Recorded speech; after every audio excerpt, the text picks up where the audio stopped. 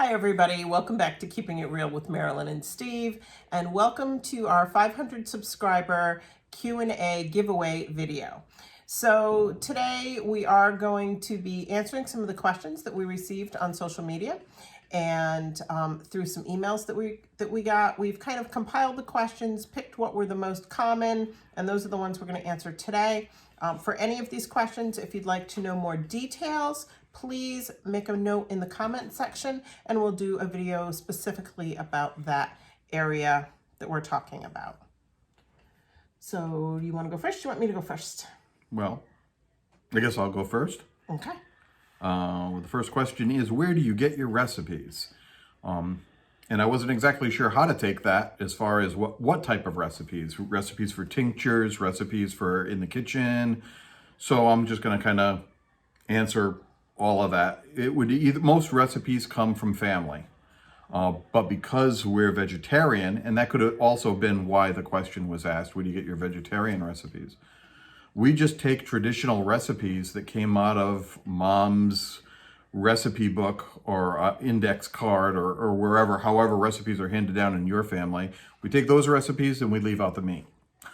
Or we'll use a meat substitute. I've been a vegetarian for 30 years, a little more than 30 years, and there wasn't always Morningstar Farms and Boca and Gardein and all these other companies that make meat replacement products. We used to have to make our own replacements. So it's a lot easier these days to take mom's recipe for a tomato meat sauce for your spaghetti and add Morningstar crumbles to the recipe rather than 1 pound of ground beef and that type of thing. So most of our recipes are just recipes that you grew up with, or recipes that we've found online or in a cookbook that we thought sounded good. We tried it and liked it, and we just modify it to fit a vegetarian lifestyle. I'm not really, I don't go out looking specifically for vegetarian recipes. We look for recipes that sound good and we just make them meatless. So I guess that's that question. And as far as recipes for canning, again, a lot of the recipes that we follow, like making relish or pasta sauce or jams and jellies, those are family recipes. Some have been modified to fit in with today's standards from like your Ball cookbook or what do you pressure can versus water bath can. But in general, we're using mostly recipes that have been handed down from both sides of the family, or from good friends.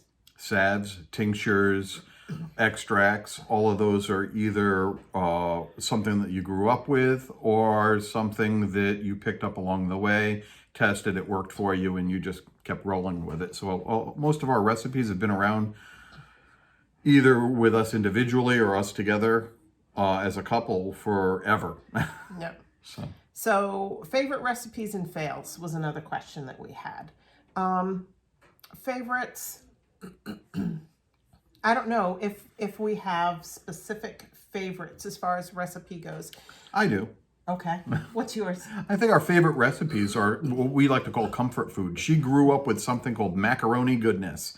And it was a dish that had tuna fish in it. And because we don't eat tuna fish, we just substitute it with mashed chickpeas or garbanzo beans, whatever you want to call them. But we use that as a tuna fish substitute. But that's one of her favorites. I love mac and cheese. I love pizza. Comfort foods. Those are our favorites. Something that's warm and familiar. Yeah, and we did a video where we were dehydrating oregano and making homemade pizza. So you can kind of tell if we do a video on something, it is one of our favorites because we like to share what it is that we love. We were not going to make a video on an experimental recipe. If we don't like it and it's not tried and true, we're probably not going to try to teach other people how to make it. No. Definitely wouldn't pass that on. Yeah. Fails, yes, like anybody else. There are fails, both canning where a jam or a jelly just doesn't set properly, in which case it then becomes a syrup. So there's never a complete fail, unless you have like a jar break something like that, I'd say I would consider a fail.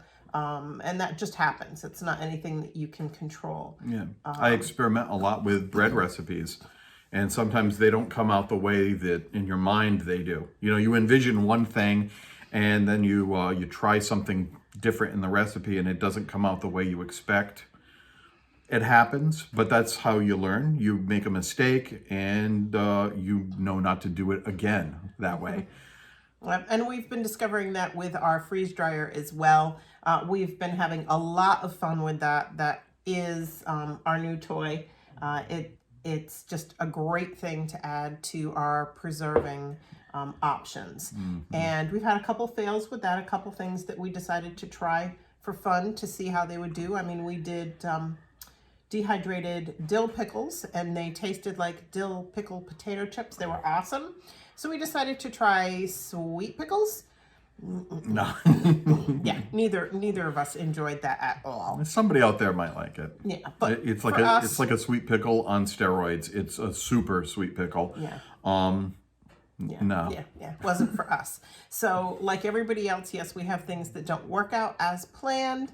Most of the time, you can kind of roll with it and learn from it and know what not to do the next time.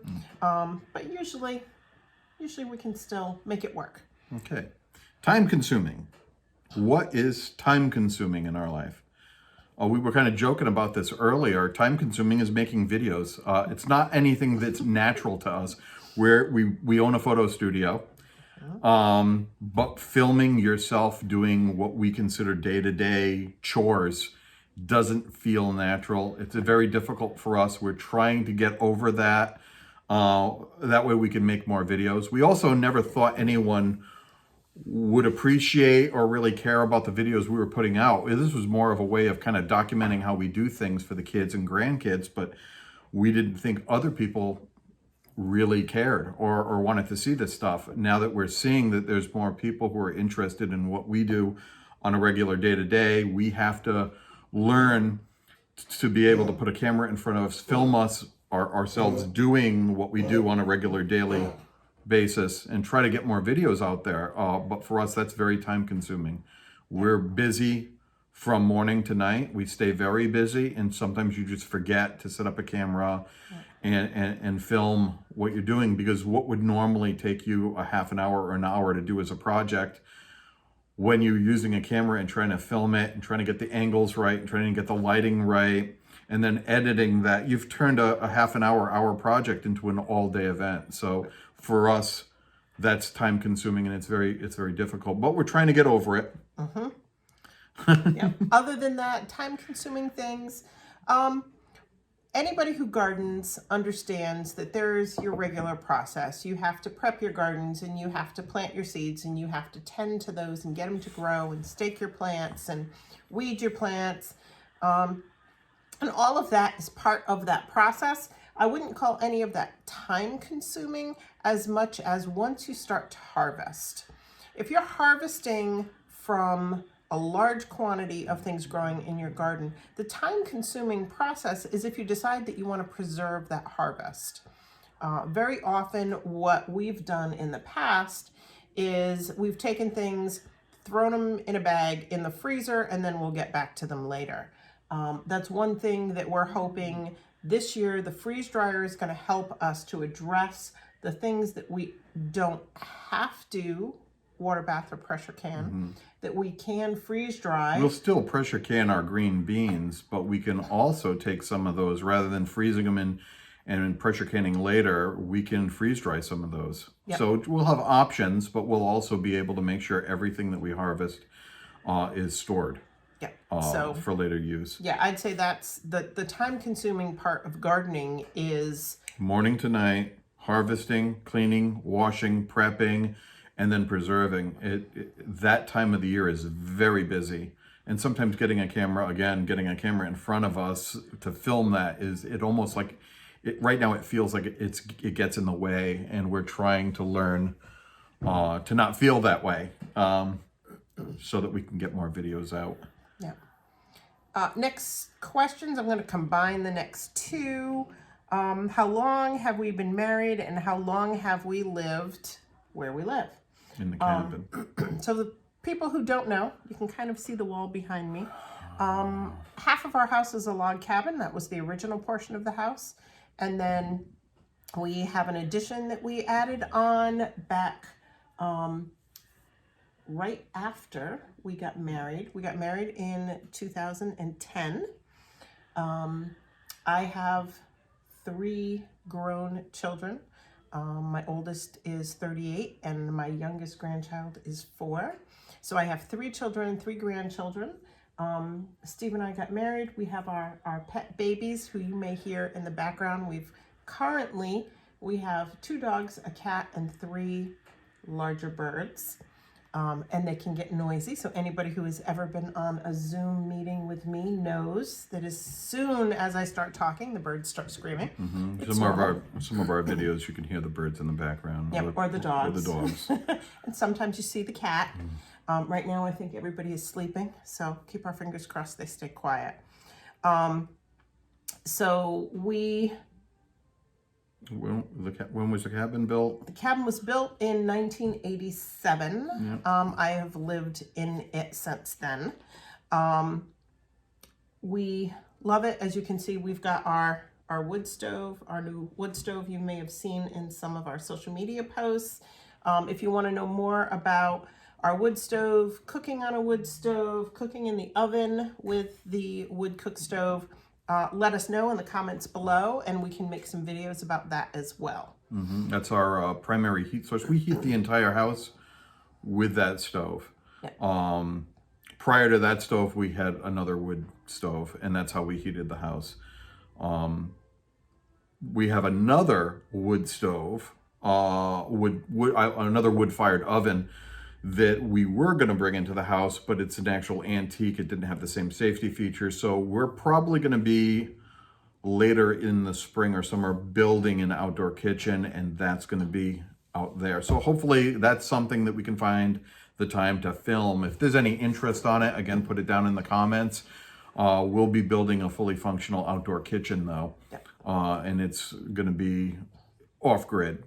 Yep. So, and that will allow us also in the summer when we start harvesting from the garden and it is so hot. For anybody who has ever canned in the house in the hot weather, you know how uncomfortable and miserable you get with the house full of steam, especially if you're hot water bath canning. So this is going to give us the ability to use that wood stove for outdoors. So that's going to be awesome as well.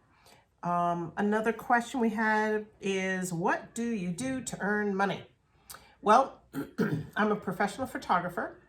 I specialize in women's portraiture. I also do professional headshots. I teach photography classes that can either be done online or in person. We own a photography studio, and I do a lot of the administration in the studio. I maintain all of our web pages, the CRM, the advertising and things like that. Ordering, we also have a boutique at the studio. That is also online. So that is our main income, and that is another reason why this video took us a while to get to, because for me, this is the busy time of the year. We've been we had completed all of our Christmas shoots, actually before the beginning of November, but all the editing, all the reveals, all the product ordering, all the packaging, all this time of year is very, very busy. And with all the shipping delays and challenges we've had with the love and joy that's going on in the world at this time has made it even more challenging for us this year to make sure we give our clients the quality that they expect from us. So focusing on our business is primary, because that is what pays the bills and keeps us going and allows us the opportunity to get on to YouTube as well.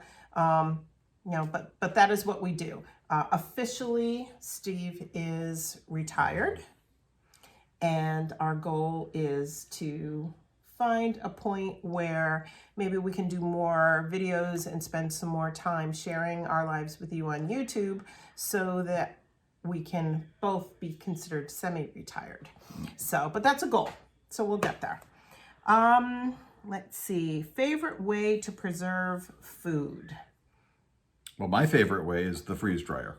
It's new, and maybe that's why. I like it because it doesn't heat up the house. It doesn't steam up the kitchen. It doesn't use a lot of electricity. I think our original concern was running these things because it's got an air compressor and it's a freezer, and because it does such an extreme thing that it must blow through a lot of electricity, but it really doesn't. It's like $1.50 plus or minus $1.50 every time you run a batch, which is probably the same or close to the same as running the dehydrator, or even just running an electric stove all day doing water bath canning. So it doesn't really cost any more. The initial investment is big, but for anybody who really does a lot of food preserving and puts a lot of food back, I would highly recommend it. It does an amazing job. Food doesn't change its shape for the most part. It doesn't lose its color. It doesn't lose its flavor, and it maintains a lot of its nutritional value. Probably more so than any other food preservation method. So that's why it's one of my favorites. I also, when it comes to hiking, camping, MREs, that type of a meal, I always liked just add water meals, and this is a great way to do it. We've done spaghetti. If you're going to make a meal for 2 people and there's leftovers, or you just plan on making more than you need, like chili, you make a big pot of chili, whatever we don't eat, we could throw in the freeze dryer, freeze dry it, package it into individual or for 2 people portions. And it's one of those things, if you want chili, you add hot water to it, let it rehydrate, and it's ready to go. So awesome. That's my favorite. Yep. Marilyn? And that's our Harvestright freeze dryer. Right. So for me, I'm also becoming very, very fond of using our freeze dryer. There's a lot of things I want to practice with and learn more about. Like we freeze dried some bananas. I just finished making banana breads for the holidays, but I want to take some of those freeze-dried bananas and see if I can rehydrate those and make a banana bread out of them. So for me, the freeze drying is great. I want to see how many different ways I can use the things out of the freeze dryer, since we haven't had it that long, to be able to really learn what all of our options are. I still, I grew up water bath canning. Water bath canning is still a biggie for me. Because of a lot of the things that we make. And if you have more questions about freeze drying, canning, dehydrating, let us know, and we can do an in-depth video on comparing the 3 different ways of preserving food. Each one have their pluses and minuses. Yep. There's some things that have to be dehydrated, like raisins or fruit roll-ups or jerky. You can't do that in a freeze dryer, and there's no other way to do it. And canning, there are certain things that have to be pressure canned, and there are certain things that don't have to be pressure canned, so you can water bath. My jellies will always be water bath canned. So, all right. So, but if you'd like to learn more about that, just please leave a message in the comments, and we'll get into that in more detail as well. Yep. How do we decide what to grow in our gardens? Well, now is the perfect time for that. We have ordered and received almost all of our seeds. We got some on Black Friday that are kind of on delay getting here. We seed save every year. Yes, we don't rely on just our saved seeds. Right. We seed save, but sometimes we want to add something new or something different in. And our go-to is Pine Tree Seeds, or superseeds.com, I think is their address. We'll make sure we leave that in the description as well. Right. Now is the time of year when we're doing a pantry inventory, so we see where we're at with what we did through the freeze dryer, what we dehydrated, what we canned. What we ate a lot of, what we still have a lot of. Yep. We love pizza. We usually have pizza once a week. Spaghetti sauce. We have 1 jar of pizza sauce left. That's it. because I didn't make any this year.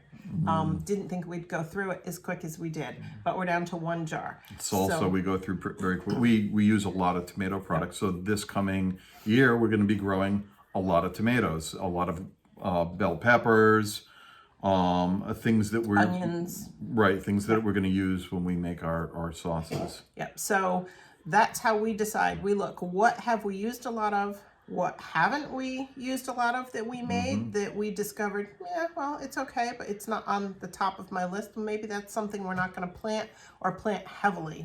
And we only grow what we eat and use. Right. You know, every now and then we might experiment and try something different, like we'll try growing kohlrabi or something like that. It's something that we've tried a couple times. It's not really our thing. So rather than wasting the garden space, we focus mainly on what we enjoy using. And it's not always just vegetables or fruit. It's also ingredients, herbs and other ingredients that are used for and medicinal or for kitchen recipes. We've been expanding. We planted elderberry this year so we can make our own elderberry syrup.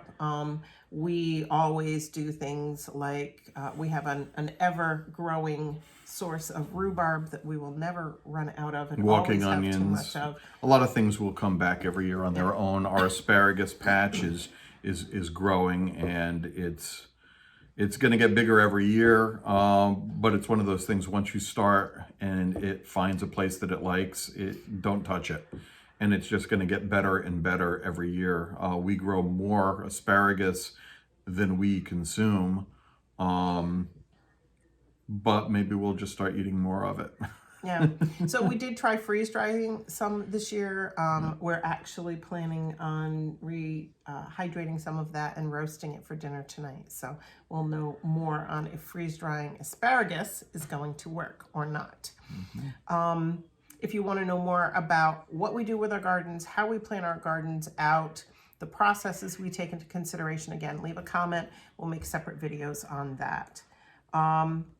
The last one, well, the last two. Somebody asked how we handle recycling and also composting, and how do we make our compost, or what do we put in our compost.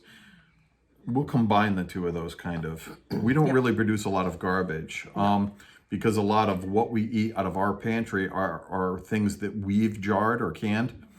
We don't have a lot of that to go out in our recycling. We do have canned foods, so some cans do go out in the recycling. Most paper products get burned.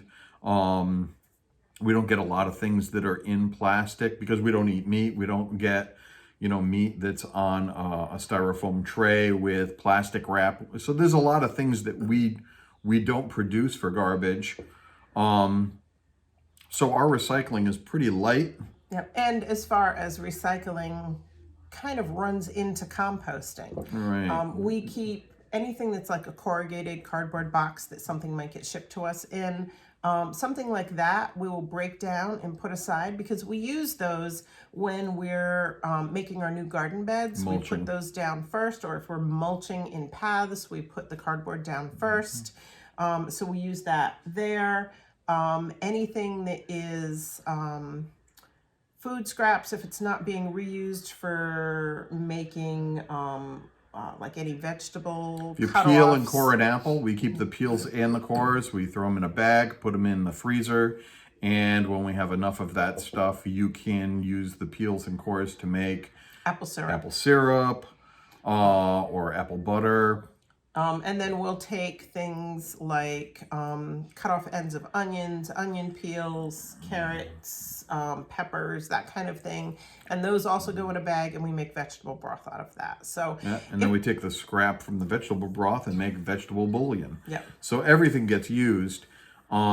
We put out a kitchen-sized garbage bag every couple weeks. Yep, about every 2 weeks. And that includes our trash and the studio trash. So we really don't make a lot of trash that has to be disposed of. Things like banana peels and stuff like that go into our garden compost pile.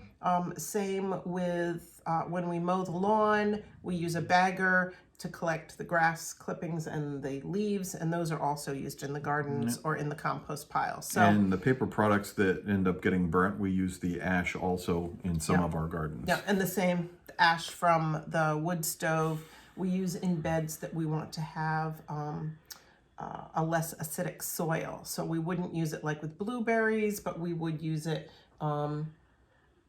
for tomatoes, like tomatoes and stuff. So we try to know what the benefits are in compost of the different things that we use. And you know, that's something we can get into again in more detail in a future video. We're not super scientific about it. We don't send our soil out to get tested. We just kind of watch what the plants are doing. We look at what the plants are asking for as far as if they need more base or they need more acid, and then depending on what the garden needs, that's what gets added. Yeah. So we do a lot of reading, and we do research on the different plants, especially if it's something we haven't planted before, just to make sure that we're doing the best we can to have it grow the best that it can. And we're in zone 6B for anybody who's interested. We're in Lisbon, Connecticut. Also, if you didn't know that. So where we are right now, we just went from temperatures in the 60s to temperatures in the 20s. Like a lot of other areas in the country, we've had some very weird temperature fluctuations this year. So we're waiting to see where the winter's going to bring us. But we've got plenty of wood for the stove to keep us warm. And we've preserved plenty of food to keep us set with our pantry.